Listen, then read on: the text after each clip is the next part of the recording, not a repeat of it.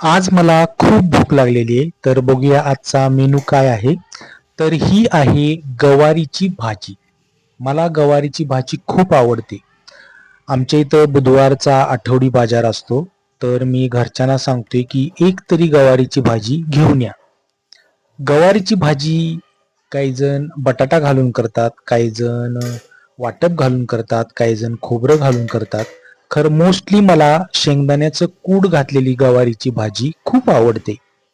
गवारीची भाजी खाल्ली की मला खूप छान वाटतं आणि ही आहे ज्वारीची गरमागरम लुसलुशीत भाकरी. तर आणि बघूया काय काय जेवण बनवलंय ते. तर हे आहे शेवग्याच्या शेंगाची आमटी. शेवग्यामध्ये प्रोटीन असतं जे आपल्याला शरीराला उपयुक्त असतं. शेवग्यामध्ये कॅल्शियम असते जे आपल्या हाडांसाठी मजबूत असते. शेवग्यामध्ये इतरही बरेच जे उपयुक्त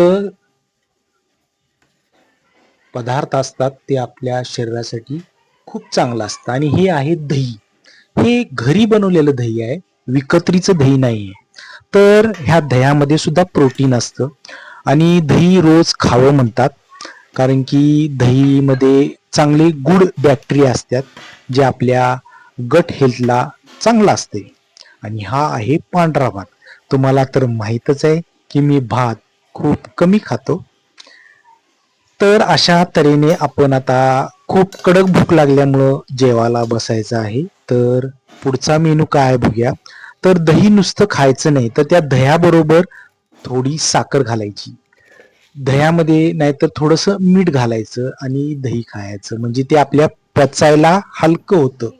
आणि शेवटी काय, एक स्वीट डिश होती साखर दही खाल्ल्यामुळं. तर हा आहे आपला मेनू. थँक्यू.